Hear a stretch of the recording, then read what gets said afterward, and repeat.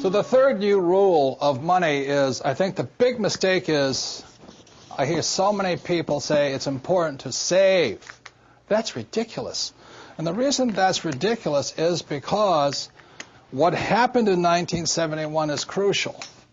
In 1971, the U.S. dollar stopped being money. In 1971, the U.S. dollar became a currency.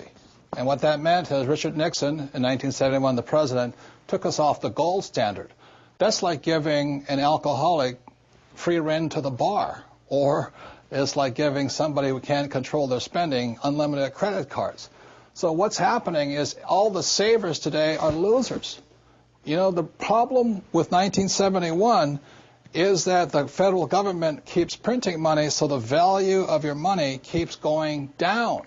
So these people, I'm saving, and if you notice, as the value of the dollar goes down, prices go up. So they call this inflation. You know, you look at in 1997, oil was about, I think, $10 a barrel. 10 years later, it's about 135 a barrel. So they say it's inflation, but really what it is the dollar's value coming down. So savers are getting wiped out today. So to keep saying to yourself and to your kids to save money, that is not the new rule. That's an old rule. So a very big problem for most people is stop using the word save and use the word hedge. You've got to hedge your money, hedge against losses. Like when I buy a stock, I put a hedge in. I put a stop loss or a put inside of it or a call, whatever I'm doing. I want to stop it. So today, I don't save money. I'm hedging. So in 1997, I started investing in oil, gold, and silver. So as the dollar dropped, oil, gold, and silver went up. So I'm not betting so much on oil, gold, and silver. I'm betting against the U.S. dollar. And that's why this idea that you're going to tell people you need to save money, that's really, really an obsolete idea, because the idea went obsolete in 1971. The U.S. dollar in the last few years has lost almost 80% of its purchasing power. And the prediction is, because this has happened throughout history, it happened thousands of years ago with the Romans, with the Greeks, with the Germans, with the English, the Japanese, and the Chinese. Every time they've made money into a currency, something you could print at unlimited, every time that has happened, the currency has gone to its true value, which is zero. So I am afraid as this economic volatility continues, the savers who were operating by the old rules of money are just going to get wiped out because the purchasing power of their dollar is going to go down. So even if the bank's paying you 5 to 10% interest, you can't keep up with the banks printing money.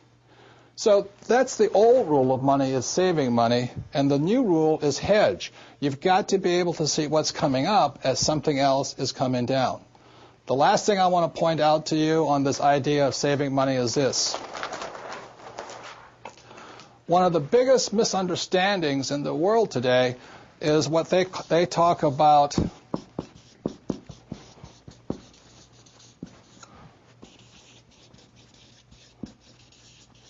if I misspell again, apologize, is the U.S. Federal Reserve Bank, which I believe was created in 1913. In 1971, the reason 1971 is such an important time was because the U.S. Federal Reserve became the bank to the world. They could print as much money as they wanted. Never in the history of the world has anybody been allowed to print money for the rest of the world. Let me backtrack one more time. I talked about how the Romans did it, the Greeks did it, and all this. Every time people have done this, chaos has broken out, and that's why there's chaos in the world today.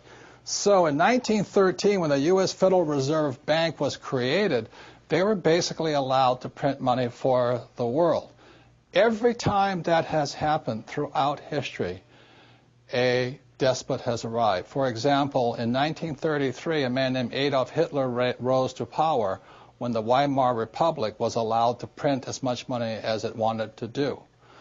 And in Russia, when Russia's currency broke down, a man named Lenin rose. When the Chinese economy broke down, Mao Zedong rose. When the Yugoslavian government broke down, Milosevic arose. So we're in that critical point right now, and one of the causes of it was in 1933, this thing called the U.S. Federal Reserve was created. And I think, they've done a pretty good job of making the rich richer. Unfortunately, many of the poor are getting poor.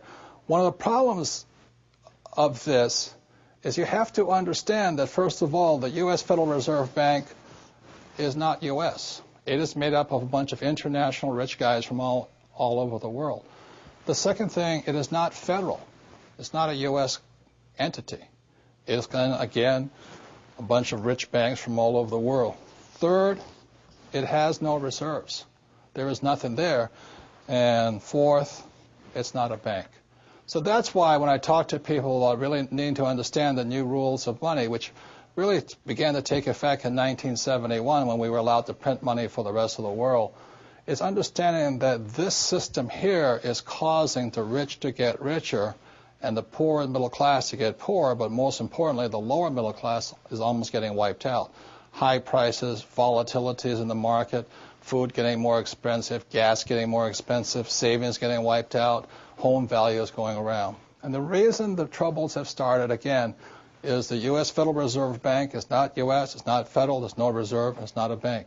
So if you understand that, then you can start to hedge your position rather than save money. And that's the new rule of money.